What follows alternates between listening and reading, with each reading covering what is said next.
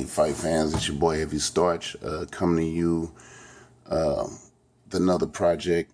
Like I said, I did a review on the Han Solo blaster, and this is the somewhat finished project.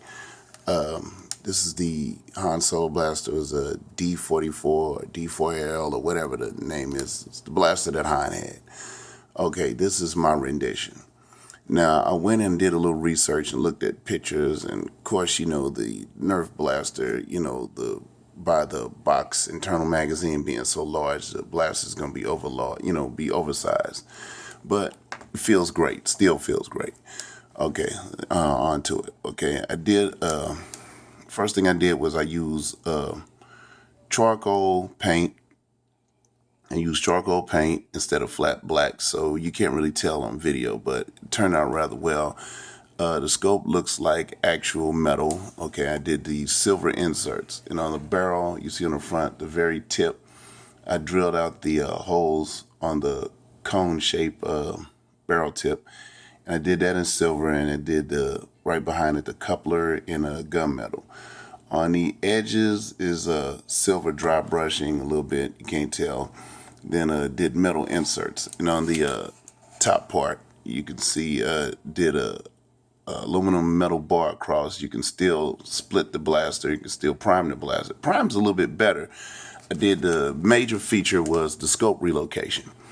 I did the scope relocation, you know, to look more like the real blaster. Now on the real blaster, the bracket for the scope would come all the way down to here. This would be the bracket. But what I did was I stopped right here so you could prime the blaster, because it's not going to be static. If it was static, then, if it was static, I would have gutted it and then I would have shortened the whole blaster, But anyway, what I used was 2 pieces of fiberglass and sandwiched them.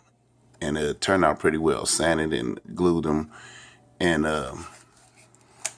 both sides. Okay, then I used metal inserts on the knobs and what have you, and it turned out rather well. Like I said, it looks better in person than it does. I didn't go all the way. I'm really not finished, because on the grips, you still see the holes, which are inconsistent because you don't have holes on both sides. So I'm probably gonna take these grips off and fasten them in one, change the way they fasten to each other, just have one brass screw that goes all the way through both grips and fill these holes. So it's a mahogany paint. I haven't filled in the lines in the grip, to make it look like this. And then the only problem I have with this is you see a little roughness where you sand off the logos or whatever. I kind of rushed this because, well, it's mine, If I was doing a custom thing, I'd have probably used jeweler's sandpaper, and I'd have got this to be more consistent. But like I said, I like it. It turned out great. As far as internals, I kept the spring because it's a cone-shaped spring. It tapers. And I didn't feel like searching for a substitute. Now, as far as firing, I'm getting like stock elite ranges, because I used brass inside the internal barrel and removed the AR. That gave it a nice seal. I didn't paint the top barrel tube. That's still blue. Like I said, it's work in progress. So the grip still feels fantastic. It fires, like I said, it gets, like I say, about 60 flat elite, just maybe a teeny bit smidgen shorter than elite ranges, but far better ranges than it got stock. I get an occasional jam with old, used and bent up darts, mainly because of the brass insert, and the barrel fit being so tight. But for the most part, I like this a lot. Painted the trigger, took out all the locks, and I'd like to thank Drac for the video he did on the raised blaster, because the internals are almost identical except for the rear spring perch and basically the spring in the rear perch is about different, because of the shape of the blaster. You see on the back where that would be the hammer, I drilled that hole out too.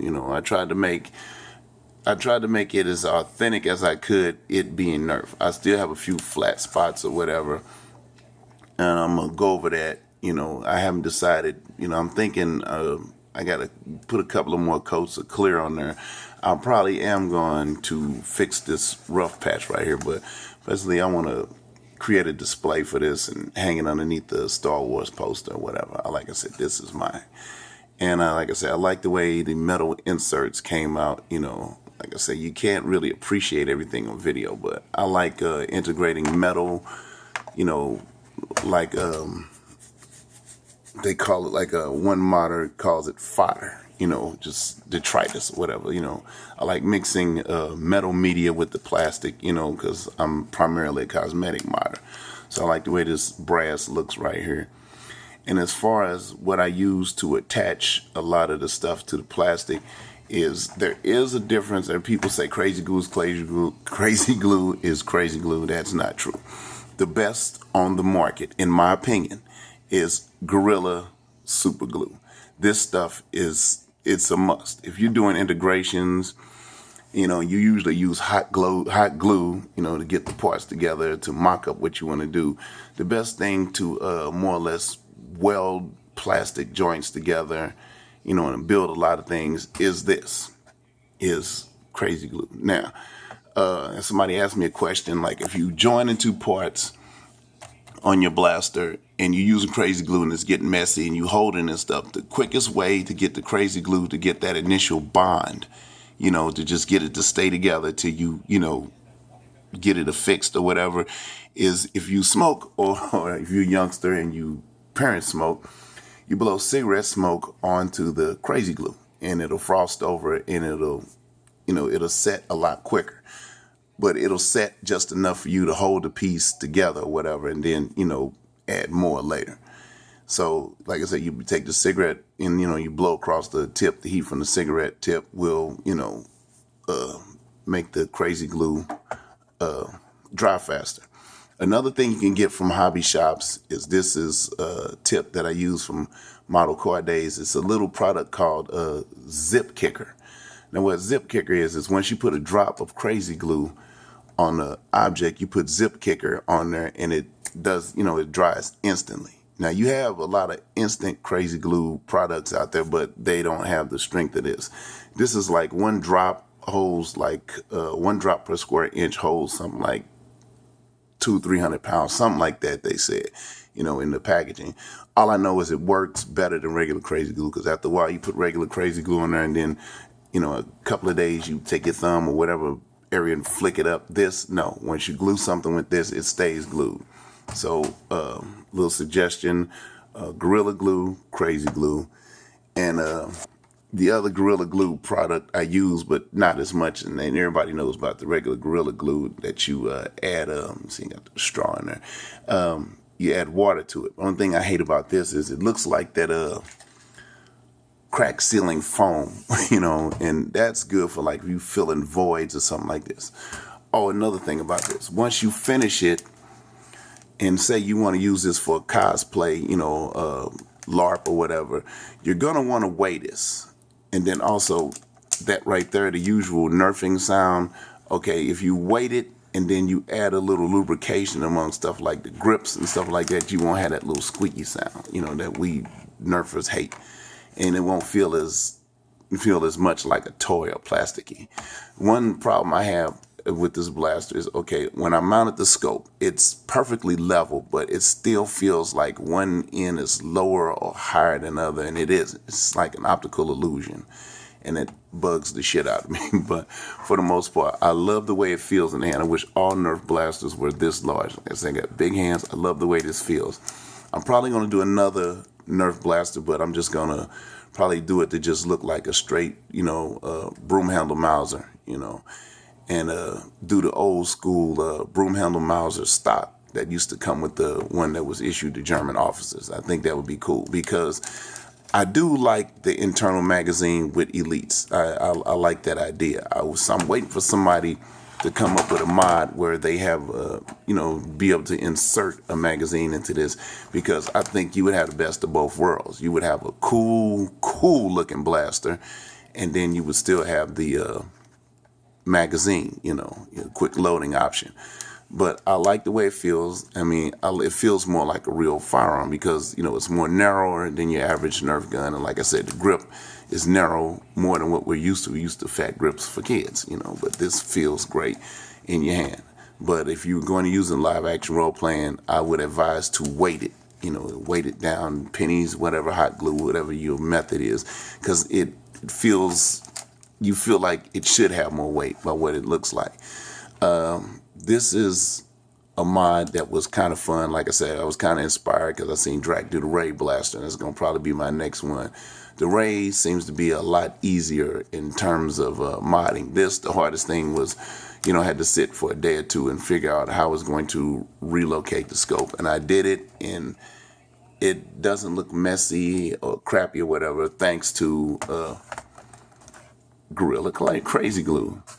Okay, so that's the Han Solo blaster. Now, a lot of projects, dropping stuff. That's a mask for a future project. I haven't added the LEDs to it. What I've been experimenting with lately is I've come across water slide decals, and they're just basically hydro decals. You can do the whole blaster, but I don't like doing the whole blaster. So this right here, this is the battery cover for Raven product. It's like lava. I love the way it looks, and the door was already textured, so it adhered to it and real easy to use. Like the way I use, and then the jam door lava. So like the way, because you cut and they're real easy. But one thing about them is they're virtually indestructible. If once you put it on there, you try to scrape it off. I mean, that's what you're gonna be doing: scraping. They don't nick easy. They got a nice, they adhere to the plastic very well. So, like I said, these water slide decals, got them online. Love them. They got different media, different things. I had one package, I had to get them white because it was jelly beans and candy. No, but anyway, got a few projects coming on. I'm just myself. Like I said, I'm just waiting for the new line of flywheel blasters to drop because I'm getting rather bored with the fair I'm having now. With basically what I'm doing now is getting a lot of old product out and waiting for new stuff. Basically, but like I said, if you see anything that you like or if you're interested in, just drop me a message on Facebook or on here, and let me know. Prices are reasonable, and usually when I ship, it's ship usually the day after I receive the money. So PayPal, or we work something out. Other thing I'm working on is I got the modulus pistol. Now I'm basically letting this paint cure for this. I'm doing this in like a desert scheme, and this right here, I'm basically using a full brass breech on this one. Sealed brass breech. And that's why it's more or less taking so long. Plus, I haven't figured out what I'm going to do cosmetically with it, because that's who I am. So that's about it. Like, send a shout out to Drac for doing the Ray Blaster mod, which helped out a lot when it came to taking those locks out. Like I said, the mod on this is really easy. Just go to Lord Draconio's video, the Ray Blaster, and watch it and pretty much let you know what's up. Like I said, a shout out to, once again, my boy Jodacast, Psych, Mag212, Blast Away You, Ben's Mods. Oh yeah, Nerf Modding for Dummies. Don't forget that. That's a great channel because it's a lot of us who've been doing this a while, and we forget about the the new novice modders. I'm not gonna use the other N word. The novice modders that come up. And a lot of us it'll go on, and and some of the older videos are hard to find because some people don't keep the old ones up, they recycle them. So you go to Nerf Mod for Dummies, and Ben will more or less walk you through everything. So I suggest that channel for people who are getting into the hobby and looking for upgrades, simple upgrades, and a channel that explains them in a way that you can understand. Send a shout out to Blaster Tech, my big brother Triple B. Boba Lobo, that's my boy there. Like him a lot. And I like what him and Drac did when they went to the toy fair. And I really appreciate Drac for basically letting us see the hands-on, somebody actually holding the new blasters. He scooped everybody with that. But that was appreciated because you could see how the blaster looks against a human, instead of, and somebody holding it and firing it instead of just two-dimensional picture. Like I say, all my people on Instagram, and that's about it. So like I say, you see anything you like, let me know. You can go to my page on Facebook, Heavy Starches Workshop. That's about it. I'll be having a lot more exciting stuff coming in the next few months. I've been having a lot of health issues, but I'm hanging in there. So I appreciate the support I've been getting from people, and for the other people that's trolling, you need to cut that out. Because like I said, one day, somebody's going to invent an app called Troll Hunter or something, and it's going to be able to let people know where you live. Because this world is getting smaller and smaller. You might wake up one day with a foot up your ass. So be nice to people, stay fly. Don't be rude unless somebody's rude to you. And then, even after that, think before you say something. And that's about it. Oh, something else. I'd like to send a big you know what to Mr. T, a.k.a. Donald Trump. He's dividing us, y'all. He is dividing us. Like, we got enough hatred as it is. He is dividing us. Don't let him fool you.